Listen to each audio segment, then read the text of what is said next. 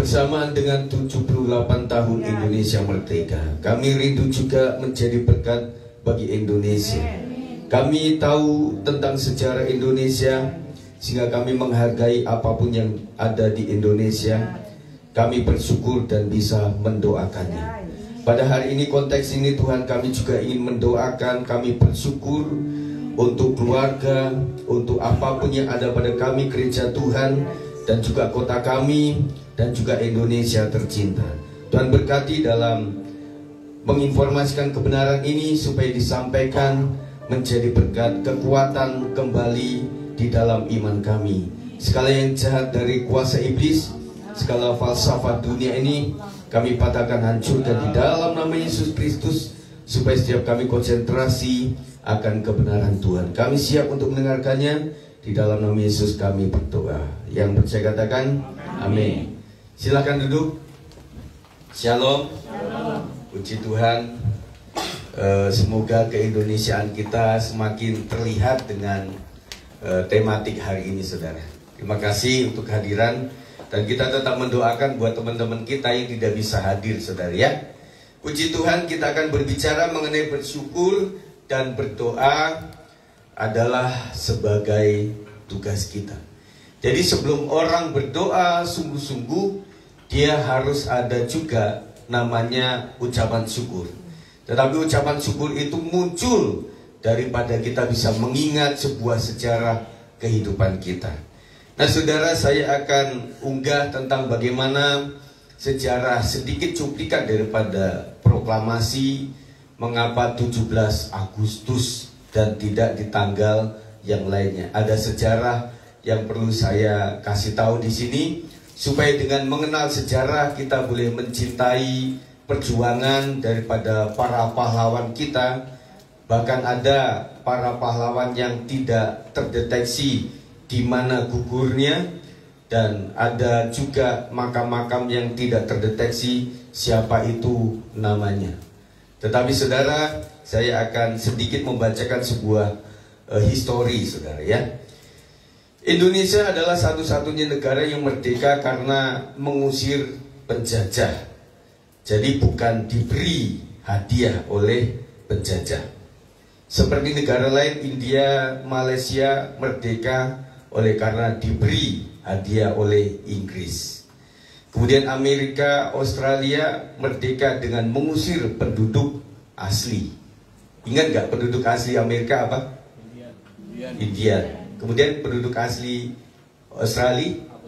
Aborigin ya. Tidak ada orang aborigin di sini ya. Nah kemudian Vietnam, Aljazair juga mengusir penjajah saat negara mereka sudah ada. Tetapi Indonesia, ketika negara Indonesia sendiri belum ada, karena belum merdeka. Nah saudara, rencana Indonesia diberi kemerdekaan itu sebenarnya pada tanggal 24 Agustus. Waktu itu Bung Karno, Bung Hatta, dan Rajiman setuju. Tetapi anak-anak muda, Sultan Syahrir dan kawan-kawan tidak setuju. Anak-anak muda tidak setuju karena menurut konvensi Wina, Liga Bangsa-Bangsa memutuskan bahwa negara yang penjajahnya kalah perang harus mengembalikan negara jajahan tersebut kepada pihak penjajah sebelumnya, yaitu yang kalah perang Jepang, kemudian harus dikembalikan kepada Belanda. Makanya oleh sebab itu nanti pada tahun 46 itu Belanda balik lagi, gitu ya. Oleh sebab itu pada 16 Agustus 45 di Rengas Dengklok itu teks proklamasi dibacakan di depan cuma anak-anak muda itu, tetapi seluruh rakyat belum mendengar. Pada 16 Agustus. Jadi Bung Hatta, Bung Karno, kemudian beberapa anak muda. Dan akhirnya siapapun selain mereka tidak tahu itu. Makanya pada tanggal 17 Agustus teks proklamasi itu baru dikumandangkan ke seluruh penjuru Indonesia di Jalan Pegangsaan Timur nomor 56 Jakarta Timur. Dan Indonesia sah merdeka bukan hadiah daripada para penjajah. Begitulah kira-kira. Selesai khotbahnya. Nah, saudara, kita akan membaca, saudara, di dalam 1 Tawarikh 17 ayat 16 sampai 17, boleh ditayangkan di situ nanti. Nah, mengingat bagaimana Indonesia berjuang begitu rupa, saudara. Nah, ini yang ingin diunggah oleh para pendiri bangsa kita adalah supaya generasi muda itu tahu sejarahnya. Karena kalau tidak tahu pada zaman generasi Z ini tidak tahu persis bagaimana sejarah itu. Dan kemudian yang terjadi adalah yang mereka masuk dalam otak mereka itu adalah sejarah-sejarah yang memang di masa kini itu munculnya mungkin ada hal-hal yang tidak otentik begitu ya. Jadi perlu adanya pendidikan khusus sehingga membuat kita cinta kepada Indonesia, dalam artian konteks kita untuk bersyukur kita di Indonesia dan kita patut mendoakannya. Begitu saudara. Kalau enggak kita doanya lain lah. Dan kita pengennya pergi ke luar negeri, keluar angkasa supaya tinggalkan Indonesia. Nah, setelah sampai di sebuah negara tertentu, nggak ada Indomie, nggak ada sambal cobek, tidak ada kangkung, tidak ada ikan asin, balik lagi ke Indonesia.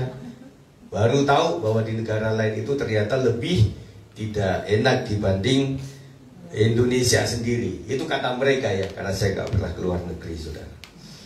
Kita baca sama-sama.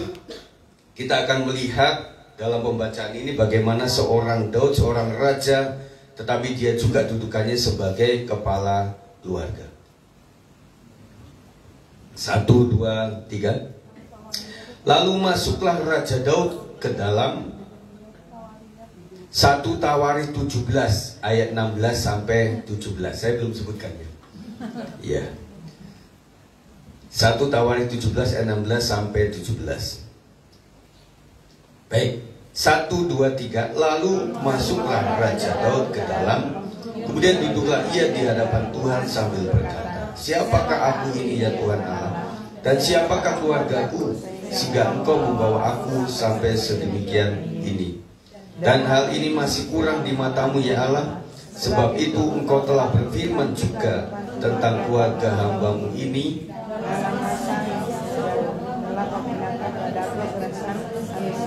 yang akan datang ya Tuhan Allah.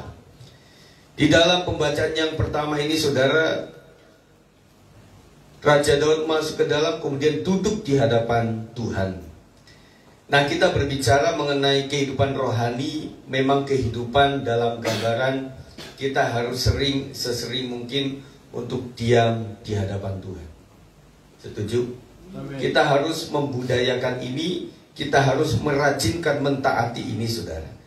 Karena bagaimanapun kita berpikir kesibukan kita sebagai dudukannya dalam keluarga, dalam pekerjaan seperti apa, tetapi saya pikir Raja Daud adalah orang yang sibuk. Tidak cuma sibuk mengurusi bagaimana dia memiliki dudukan yang panas, karena banyak penyerang-penyerang dari dalam maupun dari luar. Kemudian bagaimana tetap membawa umat kepada takut akan Tuhan. Tetapi Daud juga seorang yang memiliki keluarga yang harus diaturnya. Tetapi yang membuat Daud adalah menjadi sahabat Allah, karena dia memberikan waktunya untuk duduk diam di hadapan Tuhan. Amin. Dan dia berkata, siapakah aku ini ya Tuhan Allah, dan siapakah keluargaku, sehingga engkau membawa aku sampai sedemikian ini.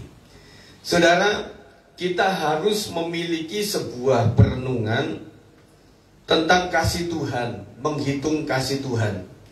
Bagaimana dudukan kita pasti beda-beda. Dalam hal Daud adalah bagaimana dia dibawa sampai menjadi seorang raja. Dia renungkan itu dan sebagai sesuatu dokumen yang tidak bisa terhapuskan dari dalam benak hati dia. Dan itulah yang membuat dia terus harus menghadap Tuhan. Dalam artian, Tuhan, aku jadi seperti ini. Kalau bukan Tuhan, aku bukanlah apa-apa. Aku hanya pengembala domba, kambing domba di padang, tetapi oleh Tuhan dibawa kepada menggembalakan umat Israel. Aku adalah seorang bapak yang biasa saja, tetapi bagaimana Tuhan membawa keluargaku. Dan kita tahu, saudara, bahwa Daud itu memiliki silsilah sampai kepada, kalau pas Natal kita nyanyikan Kristus anak Daud, Kristus Yesus anak Daud. Betul? Jadi bagaimana Daud mengakui bahkan sebelum masuk kepada dia menjadi salah satu orang yang menurunkan Kristus sang juru selamat, dia paham betul bahwa Tuhan ini tidak cuma beracara semasa saya hidup, lahir, kemudian menjadi raja, sampai saya mati, bahkan keturunannya pun diatur oleh Tuhan. Tiap langkahku, ku tahu Tuhan yang pimpin. Kita harus sadar bahwa hidup kita dipimpin oleh Tuhan. Itu dulu, saudara. Kalau kita tidak sadar itu, bagaimana kita mau bisa mengucap syukur? Kalau kita tahu bahwa kita dipimpin oleh Tuhan, tentunya hari ini kita sedang susah. Tetapi itu adalah perkara proses saja. Dan ternyata Tuhan mengangkat kita ke tempat yang tinggi, harus melewati tangga yang agak sulit ke atas, saudara. Amin. Nah, oleh sebab itu, saudara, adakan waktu untuk meditasi bersama Tuhan.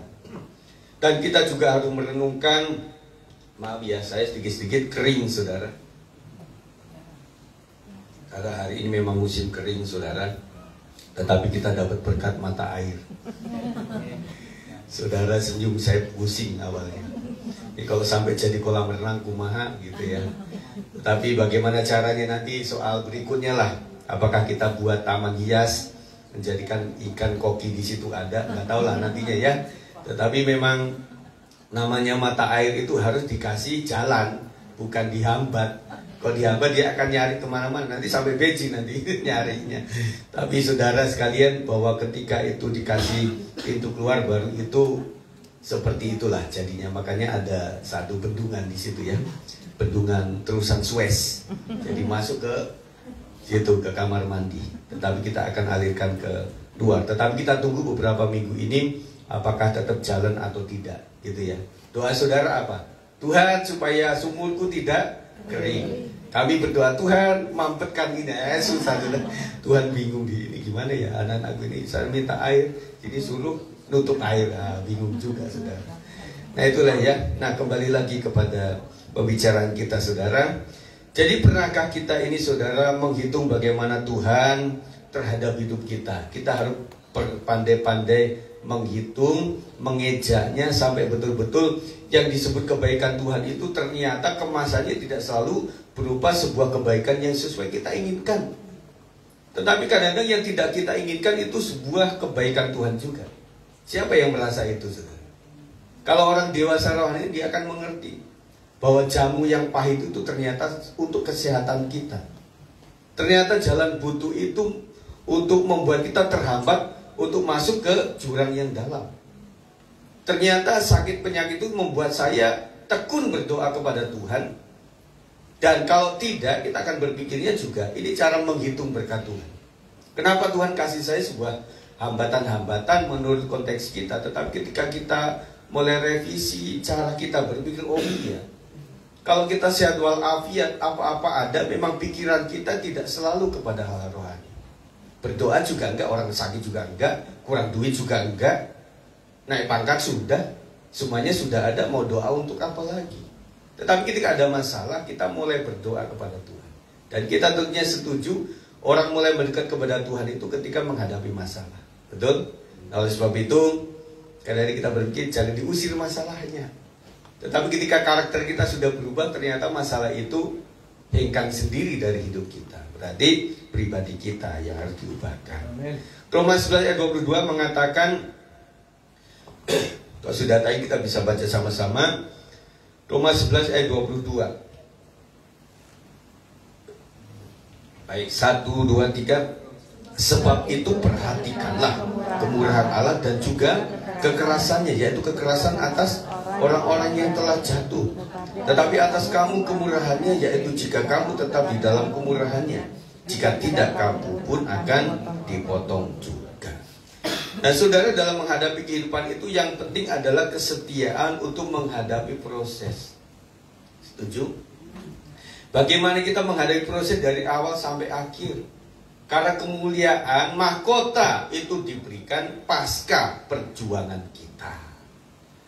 Nah, oleh sebab itu orang yang tahu persis rumusan tentang bagaimana Tuhan memelihara hidup kita, adalah tidak cuma tongkat yang melengkung untuk membawa kita kepada naik ke atas ketika kita masuk jurang, tetapi juga tongkat panjang yang membuat kita mungkin dihentak supaya kita tahu persis jalan Tuhan seperti apa.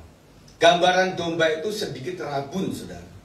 Apalagi musim saat pagi ada embun, maka sang gembala itu gambarannya dia ketok tongkatnya itu, duk, duk, duk begitu. Jadi berdasarkan detak daripada suara bumi itu, maka domba itu ngikutin.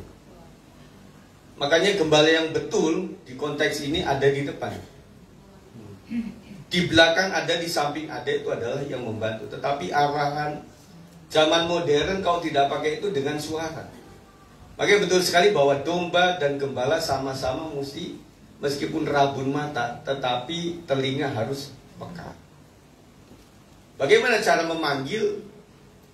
Ketika sang gembala asli suruh memanggil, dan dibandingkan dengan para turis yang diizinkan untuk memanggil, ketika gembala yang asli memanggil dengan cara itu kita tirukan, maka ternyata vokalisnya beda, sudah. Jadi bentuk ritme boleh, dialeknya beda. Waktu tulis memanggil sampai jejeritan nggak datang itu. Tetapi ketika sang gembala asli mulai memanggil dengan caranya, itu para domba datang. Kita punya kekhasan, saudara. Kalau orang dekat sama Tuhan tahu persis loh, Tuhan ini marah sama saya atau tidak. Tuhan itu sedang membiarkan dalam arti mendewasakan kita, atau Tuhan sedang mengiyakan kita, itu akan terasa di sini. Kata orang, ada damai di hati kita. Ketika orang ada di jalan Tuhan, meskipun dia menghadapi penderitaan, yang tidak bisa direnggut daripada hatinya adalah damai sejahtera. Makanya para martir Tuhan itu yang tidak bisa tergantikan adalah damai bersama Tuhan. Dan mereka berpikir, ketika saya bersama Tuhan, neraka pun akan jadi surga. Penderitaan di dalam keluarga kita, kalau kita menghadirkan Tuhan, itu menjadi satu tangisan yang indah, yang artinya, yuk suamiku, istriku, kita sedang bergumul bersama-sama. Dan akhirnya penderitaan itu sebagai suatu gambaran lukisan. Sudah pernah melukis nggak? Kalau cuma dua warna itu kurang indah, betul? Kalau cuma dua warna nggak enak, cuma hitam sama putih, ya, black or white, nggak bagus. Tetapi ketika di dalam gambaran mawar itu, ketika ada duri juga di situ digambar, kemudian ada burung juga yang digambar di situ, ada kupu-kupu juga, maka kehidupan itu seperti ini. Mesti ada duri-duri yang membuat kita terjagai keindahannya. Kalau kita nggak ada duri-duri dalam kehidupan kita akan sembrono, saudara. Kemudian kita mesti belajar mengingat orang-orang yang pernah ada di dalam kehidupan kita. Kita selalu harus mengingat jasa, kalau di dalam konteks kebangsaan, para pahlawan kita. Dan saya melihat sejarah para pahlawan kita tidak cuma didominasi oleh suku tertentu, konteks daerahnya beda-beda, tetapi bahkan ada pahlawan-pahlawan yang mungkin tidak terdengungkan dari Tionghoa juga banyak. Dan kemudian ceritanya dari Wali Songo pun ada keturunan dari Tionghoa juga. Jadi yang membuat Indonesia itu ragamnya sesungguhnya seperti itu. Kita harus melihat itu, sehingga membuat kita bersyukur bahwa hari ini kita tidak angkat bambu runcing untuk mengusir penjajah. Nah sekarang Bung Karno bilang bahwa musuh terbesar itu adalah bangsa sendiri. Makanya peristiwa G30 SPK itu menunjukkan memang kalau sudah bangsa sendiri, musuh dalam selimut, itu susah untuk diberantas. Bagaimana kita tahu bahwa dia musuh atau teman? Itulah yang terjadi pada sekitaran tahun 60-an ke atas sampai 65, saudara. Bahkan seterusnya. Dan mulailah kita bersyukur, saudara. Pokoknya gini deh, apapun yang terjadi hidup kita mulai bersyukur saja kepada Tuhan. Segimana kita belum tahu. Kalau belum tahu berarti segi yang akan diberikan kepada Tuhan itu tentunya pelangi akan muncul sehabis hujan. Udah gitu aja. Kita sedang hujan deras, nak. Kita sedang pakai daun talas, daun pisang, ya saudara. Kita berteduh seperti ini. Ibu ini kayak induk ayam yang di tengah kebun, dia mau buru-buru pulang, nggak sampai ke kandang. Sudah baru di kebun dia udah hujan terus. Akhirnya induknya begini. Nggak apa-apa, nak. Tetapi habis hujan pasti nanti akan ada terang. Nah, kalau kita memiliki prinsip seperti ini, kita itu akan tetap setia, solid di dalam memperjuangkan keluarga kita. Hari ini tidak berakhir seperti ini. Yang penting kita beriman bahwa Tuhan menyertai kita. Ibrani 13 ayat 15. Ibrani 13 ayat 15. Sebab itu marilah kita oleh Dia senantiasa mempersembahkan korban syukur kepada Allah, yaitu ucapan bibir yang memuliakan namanya. Bagi kita adalah untuk bersyukur itu kewajibannya, bukan karena saja sesuatu yang baik, tetapi alasan logis yang membuat kita tidak bersyukur pun kita harus memutuskan untuk bersyukur. Karena wujudnya korban syukur. Ada yang kita korbankan, aduh Tuhan, saya ini penuh dengan penderitaan, bagaimana saya bisa bersyukur?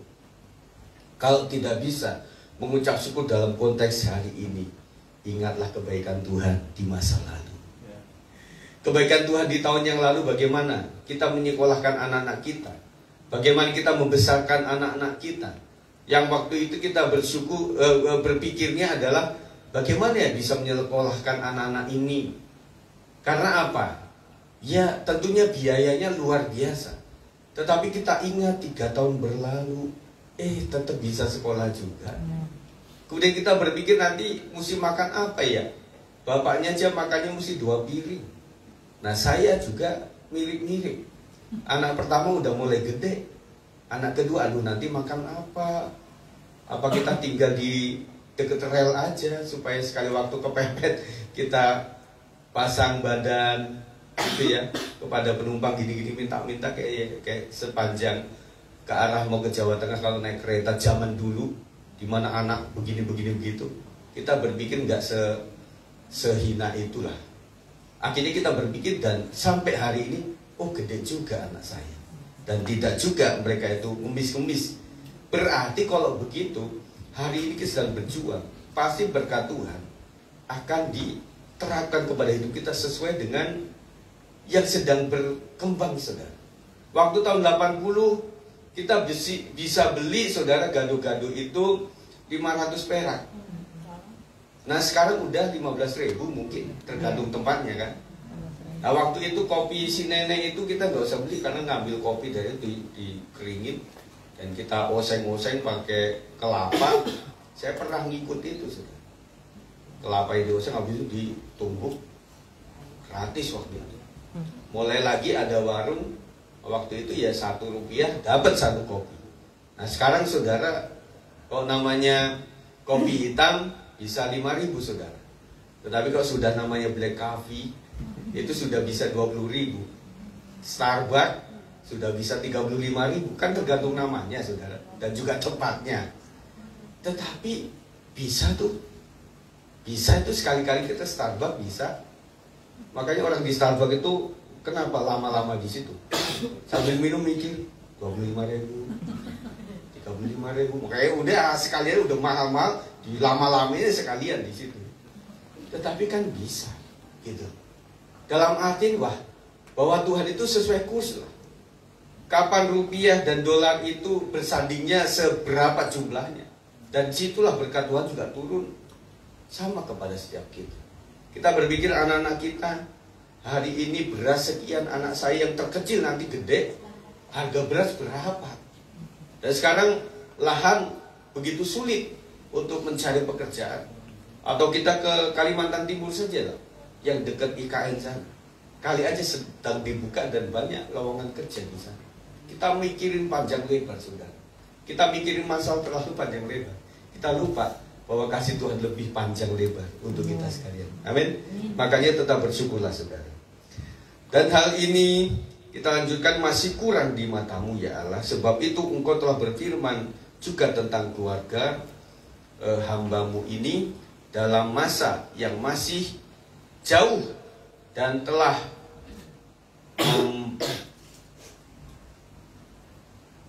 ini agak ketutup sudah apa itu?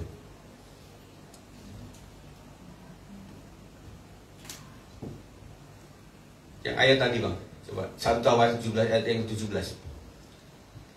Dalam masa yang masih jauh dan telah memperlihatkan kepadaku serentetan manusia yang akan datang, ya Tuhan Allah. Pelajaran buat kita adalah, adakah iman untuk apa yang ada di depan kita? Kita harus memiliki iman, karena iman itu adalah sesuatu yang belum terlihat, bahkan sesuatu yang belum kita raih. Itu adalah iman. Kalau saudara memiliki uang 200 juta rupiah, kemudian saudara beriman, saya beriman pasti bisa membeli ini, itu belum iman saudara. Karena iman itu dari yang tidak ada menjadi sebuah keadaan. Itulah namanya ciptaan. Makanya saudara, Allah itu adalah creator. Kita juga diunggah untuk minat bakat kita dan kreasi kita. Kreasi itu adalah sebuah penciptaan. Dan kemudian untuk iman ke depan, kita harus memiliki daya cipta, analisa, dan juga gambaran bahwa yang tidak ada, Tuhan bisa bentukkan menjadi ada. Makanya seperti satu bentukan yang baru, saudara. Tidak seperti yang lain. Kalau anak tetangga saya ditolong Tuhan dengan cara seperti ini, kita tidak bisa memformulakan bahwa pertolongan untuk anak kita persis sama mereka ini. Karena apa? Tuhan bisa ciptakan dengan cara yang baru. Amin. Nanti Pak, di sana generasi di mana robot semuanya, anak saya bagaimana? Nanti di generasi sana semuanya pakai elektronik, bagaimana kita? Nanti di sana semuanya menggunakan secara online, bagaimana kita punya warung, bagaimana kita punya usaha, cara ini. Kita jangan pikirkan masalah itu, tetapi Tuhan akan menolong kita di zaman yang berbeda dengan pertolongan yang berbeda. Kita berpikir zaman dulu alangkah susahnya komunikasi itu. Ya, kita digambarkan waktu itu nggak ada handphone. Nah, bagi orang daerah bagaimana caranya? Ada kentongan namanya. Jadi kentongan maling, kentongan orang berkumpul rapat, itu ada sendiri. Dan waktu itu saya masih bingung memprediksi bagaimana ya saya itu bisa pada saat terang bulan bisa kumpul sama teman-teman dengan secara serempak tanpa ada yang mengkomando untuk main gobak sodor. Gobak sodor, ya, go back, slow the door, gitu kata gobak sodor. Jadi kita mainan seperti itu, meskipun saya kalah melulu, tetapi saya ikut terus. Karena saya paling kecil di situ, jadi kalau kayak gini selalu lolos gitu loh. Tetapi saya ikut terus. Terus kemudian pada saat itu juga kita kadang-kadang main petak umpet. Nah, kami dekat kuburan. Ada salah satu teman yang paling tidak penakut, paling berani. Dia ngumpet di kuburan, nggak ketemu-ketemu. Setelah dia balik, temennya udah pulang. Ini mana temanku? Kamu terlalu lama ngumpetnya. Oh, habis di kuburan ngumpetnya. Nah, waktu itu kita berpikir, kapan kita bisa dimobilisasi, kok bisa mancing bersama, main layangan bersama, kemudian anak-anak bisa main pasar-pasaran, itu bisa ngumpul bareng, kemudian bisa main joget-joget, tari-tarian begitu ya, karena kami itu penduduknya kebanyakan dari Banyuwangi, jadi ada tontonan rakyat kayak janger begitu, itu kita di pos kampling gitu, mereka joget-joget begini, ada yang nonton temennya gitu ya. Nah itu kadang-kadang bisa berkomunikasi seperti itu. Nah sekarang saudara, kita sudah ada alat komunikasi, ada WA, ngumpul juga susah, kan bingung saudara. Jadi saudara, saya berpikir bahwa di zaman itu menggerakkan orang dan termasuk memberkati orang, bagaimana bisa berjual beli waktu itu. Dan di generasi masa yang akan mendatang 30 tahun yang lalu untuk anak-anak kita, pertolongan Tuhan akan berkembang sepesat itu. Amin. Jangan pernah takut. Aduh Tuhan, cara nolongnya hari ini begini. Bagaimana 50 tahun yang mendatang? Itu bukan urusan kita. Tuhan di segala zaman tetap sama. Kemudian percayakah kita bahwa akan ada orang-orang yang akan ada di sekeliling kita, yang akan mendampingi kita di masa yang akan datang? Saya sangat percaya. Jadi saudara, kita itu memiliki para penolong itu yang Tuhan sesinya itu sudah kasih secara awal, tengah, akhir. Itu mungkin bisa berbeda-beda orang. Waktu itu pada saat di kampung saya ditolong oleh jemaat yang ada di sana. Bagaimana mereka memberkati kami. Dan ketika saya ada di sebuah sekolah STT, dan disitulah ada pertolongan Tuhan melalui jemaat yang ada di kota. Nah, ketika saya ada di mana, pertolongan Tuhan ada di situ. Makanya saudara, yang perlu kita cari itu adalah penolong yang sejati adalah Tuhan Yesus Kristus. Kita jangan ngandelin orang, karena orang itu bisa sakit, karena orang itu bisa tidak lagi bersama dengan kita. Dan orang tersebut bisa saja pindah kota.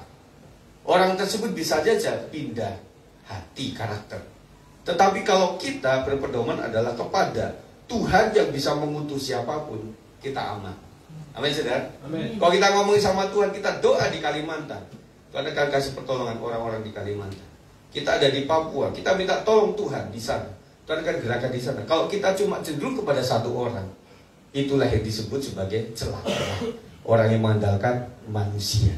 Oleh sebab itu andalkan Tuhan, saudara. Amin. Ada tugas berdoa untuk orang lain. Nah, konteks kita di sini 1 Timotius 2 ayat 1, Bang.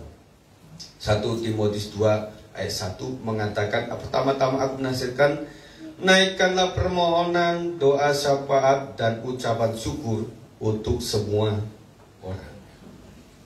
Saudara, Tuhan kasih sesi di mana kita boleh menikmati dalam artian penderitaan, saudara, supaya dengan melihat orang lain yang menderita, minimal seperti kita punya yang namanya empati.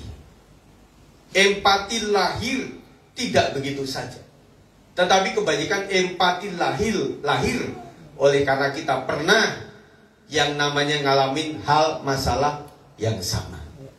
Betul, saudara? Ya. Makanya buat orang yang sudah ada di tataran atas, termasuk pemimpin bangsa maupun, saya mau garu-garu susah, ternyata ada ininya.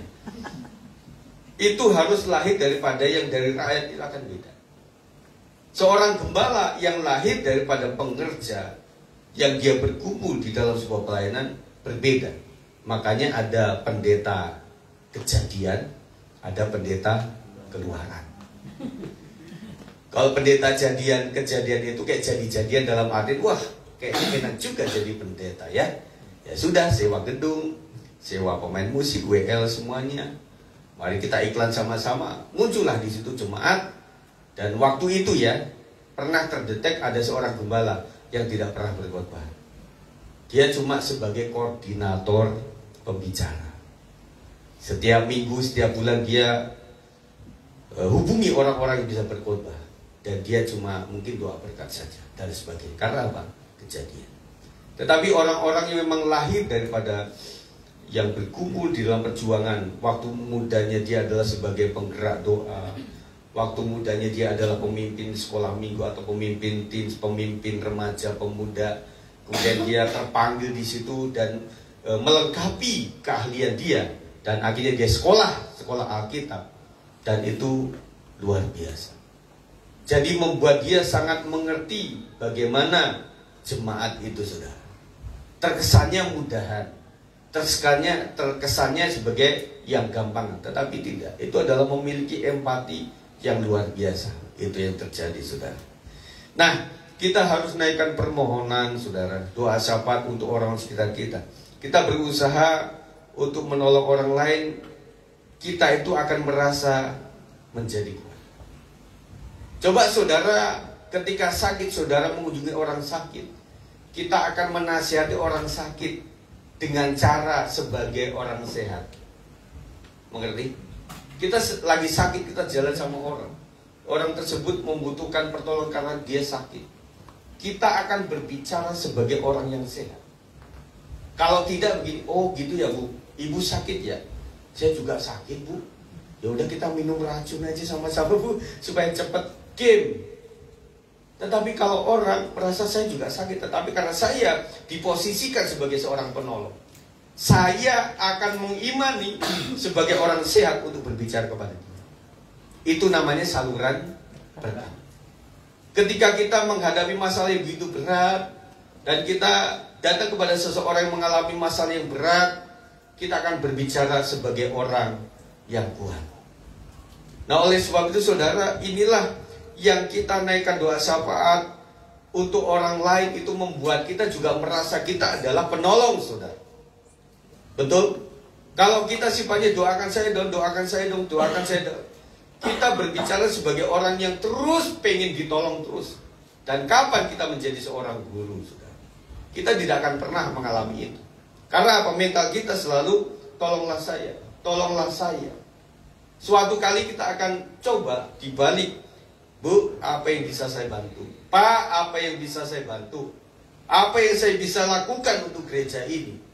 Membuat kita seakan-akan kok kuat ya. Padahal kita tidak punya kekuatan apa-apa.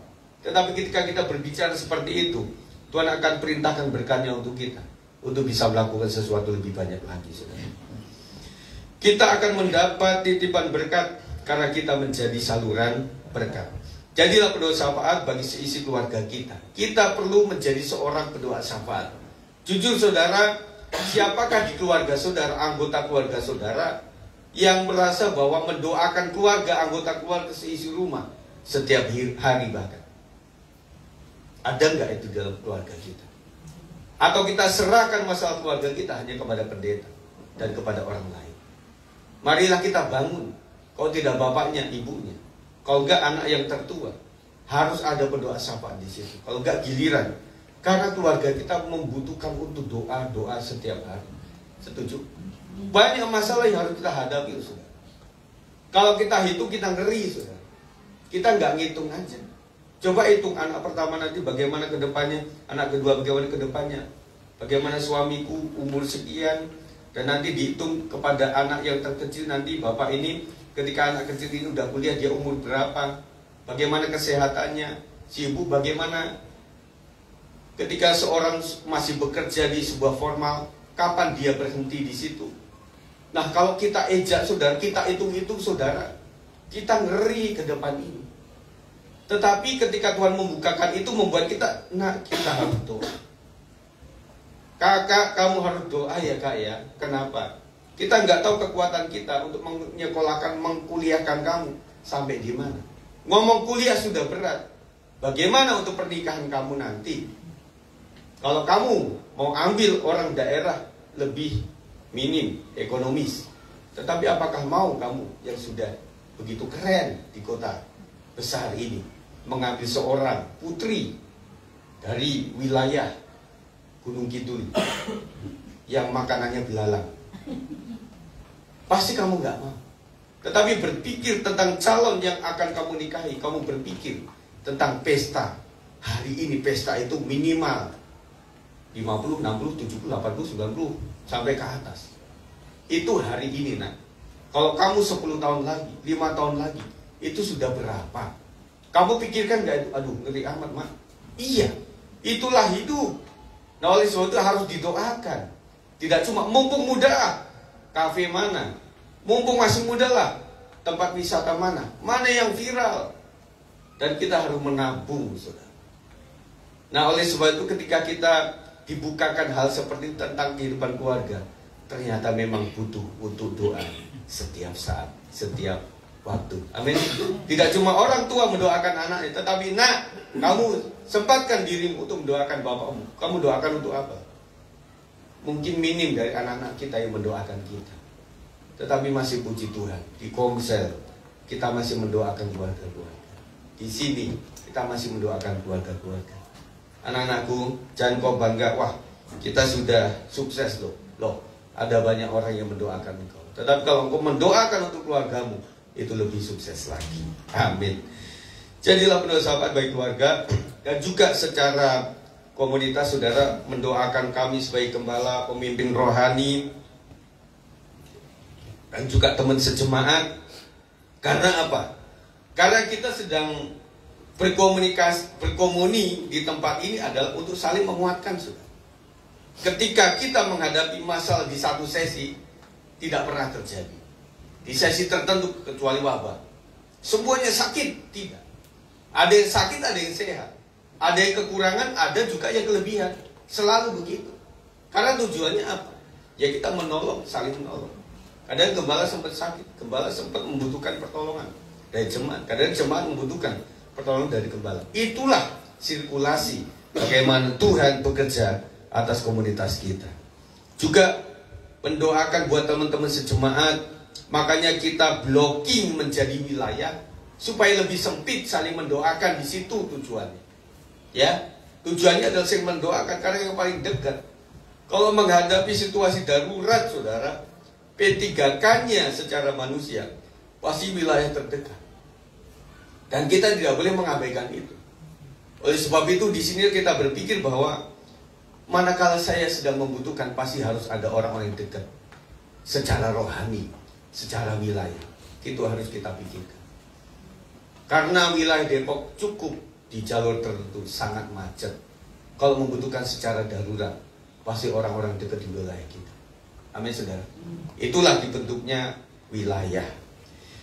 Baik, saudara, kita akan lanjutkan yang terakhir. Ada tugas yang harus kita kerjakan bagi kota di mana kita tinggal. Yeremia 29 ayat yang ke-7. Kita akan baca sama-sama. Ini yang terakhir, saudara. 1, 2, 3.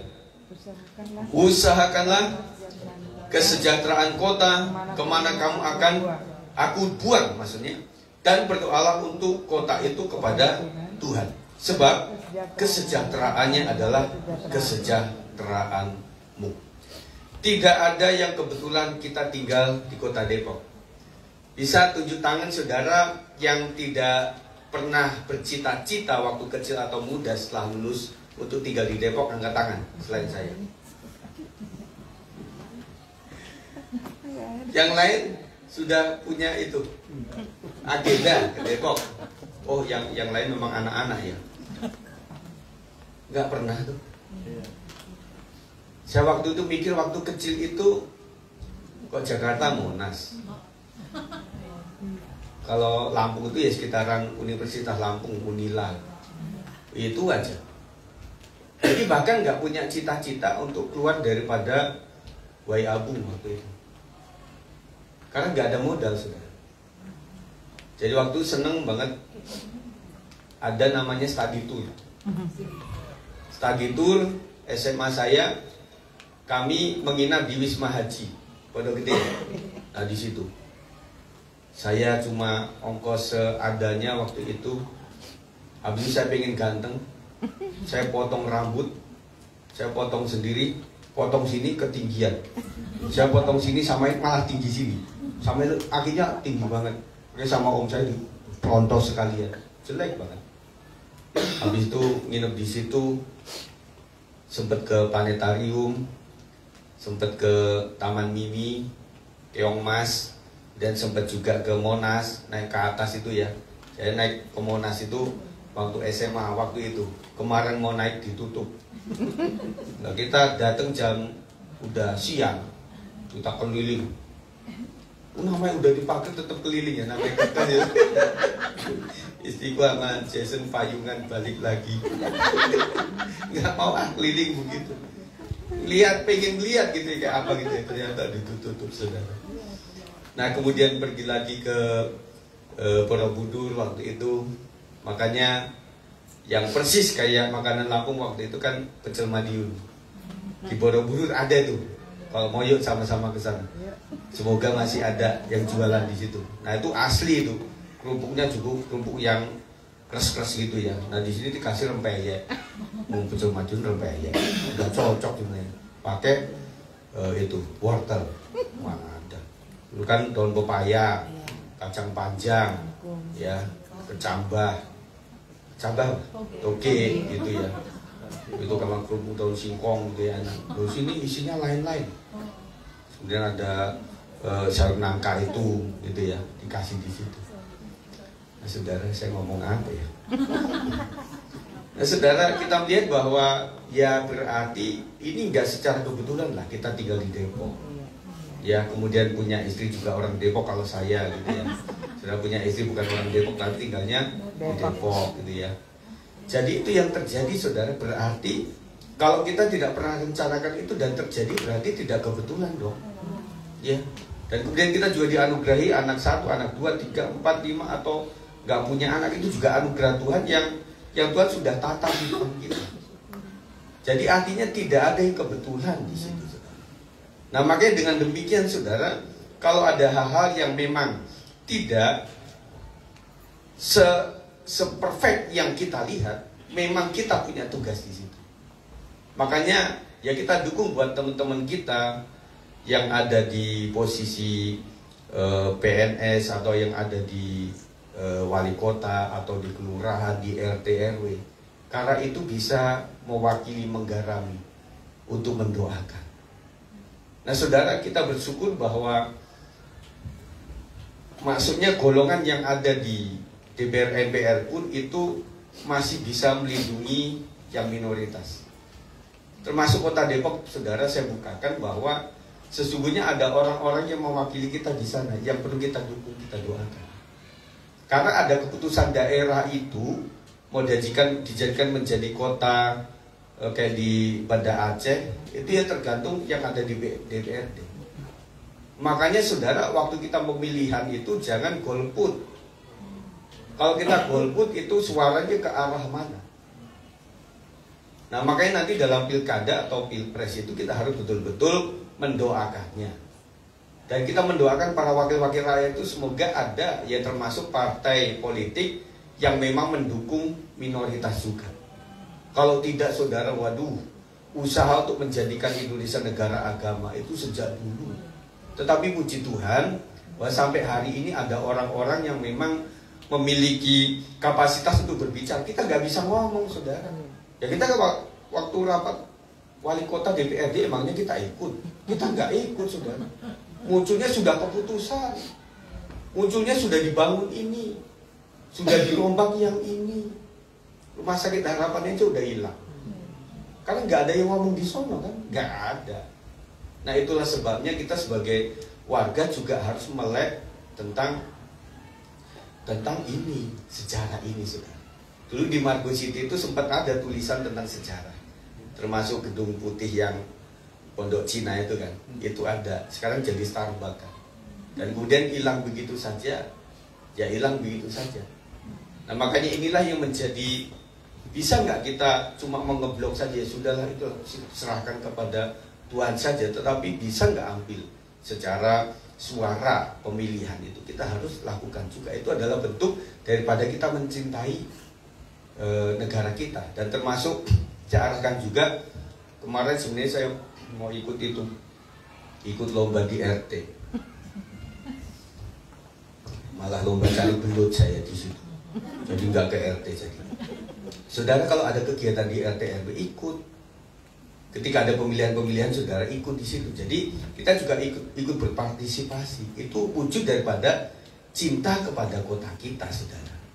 Nah semuanya kan tergantung kita. Jadi itu ya sedikit saya bukakan bahwa keputusan itu juga tergantung wakil-wakil yang di sana yang bisa memegang atau meneruskan suara rakyat minoritas. Itu saudara ya. Selalu ada rencana Tuhan yang akan dilaksanakan melalui kita.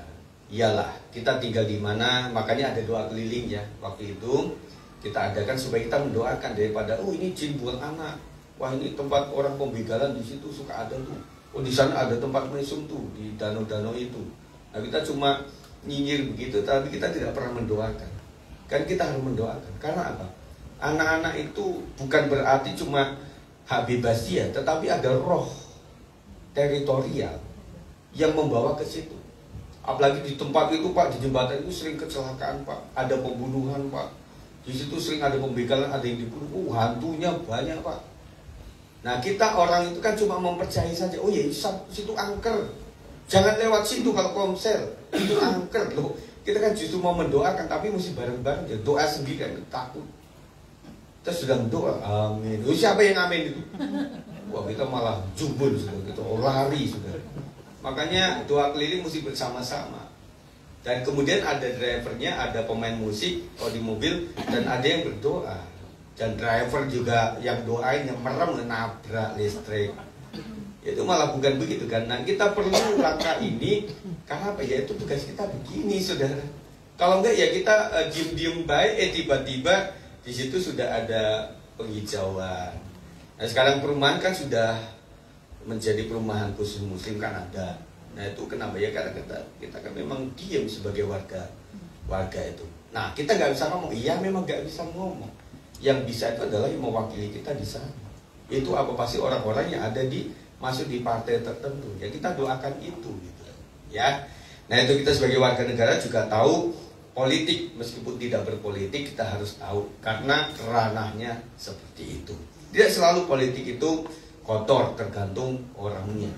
Tapi puji Tuhan ada orang yang mewakili kita, sehingga membuat kalau dengar-dengar itu ada keputusan-keputusan yang memang menyudutkan minoritas, akhirnya terhentikan, ditunda dulu karena ada seruan, misalnya orang-orang masyarakat sekitaran Margo City yang SD itu ya. Nah, karena ada yang demo di situ dan ada yang meneruskan ke DPR, maka bisa terjadi delay seperti itu. Kalau nggak ada, nggak bisa. Nah, makanya kita doakan wali kota kita tercinta, kita doakan Pak Camat kita. Pasti nggak apa. Camatnya siapa namanya, lurahnya siapa namanya. Bahkan kita tinggal di RT mana juga nggak tahu. Iya, tahu. Ya. Jangan-jangan nggak tahu gitu.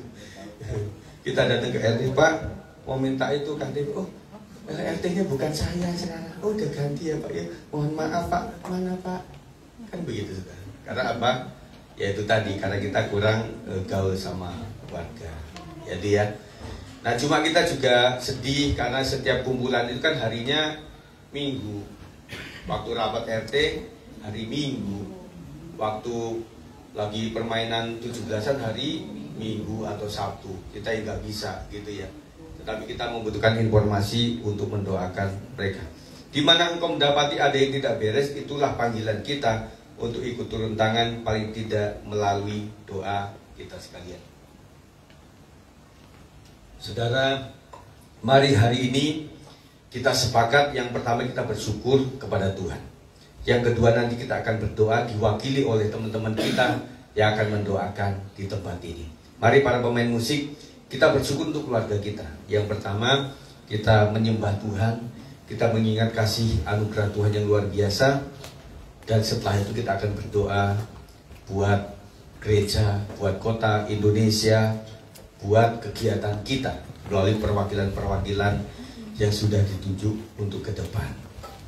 Mari kita naikkan satu pujian, Hatiku Rindu. Naik dikit. Hatiku rindu melihat kemuliaan-Mu. Hatiku rindu melihat curahan kuasa-Mu. Di tanah tercinta negeriku Indonesia. Ku berdoa Indonesia bagi kemuliaan-Mu, Indonesia. Mari angkat tanganmu. Hatiku melihat kemuliaan-Mu. Hatiku rindu melihat curahan kuasa-Mu di tanah tercinta negeriku Indonesia. Ku berdoa Indonesia bagi kemuliaan-Mu, Indonesia. Mari kita sembah Tuhan, terima kasih. Mari mengucap syukur hari ini untuk keluargamu, untuk pasangan hidupmu, untuk pekerjaan, untuk penghasilan, untuk kesehatan, untuk apapun yang kau bisa ucapkan syukur kepada Tuhan. Kami mengingat kasih setia-Mu yang begitu luar biasa atas kami ya Tuhan. Kami mensyukuri untuk kebaikan-Mu Kami mengucap untuk rezeki yang Tuhan berikan, untuk kesehatan yang Tuhan anugerahkan, untuk kesempatan yang Tuhan berikan kepada setiap kami. Terima kasih Tuhan, Tuhan anugerahkan kehidupan di dalam keluarga besar kami ya Tuhan. Semua adalah anugerah Tuhan. Terima kasih kami boleh ada bertempat tinggal di kota Depok ini. Kami boleh berusaha di tempat ini. Kami mendapat penghasilan dari tempat ini. Kami mendapatkan teman dan sahabat di kota ini Tuhan. Kami percaya itu adalah anugerah Tuhan. Kami mensyukuri untuk kasih karunia-Mu yang luar biasa. Mari perwakilan untuk berdoa syafaat bisa ke depan. Kita naikkan pujian ini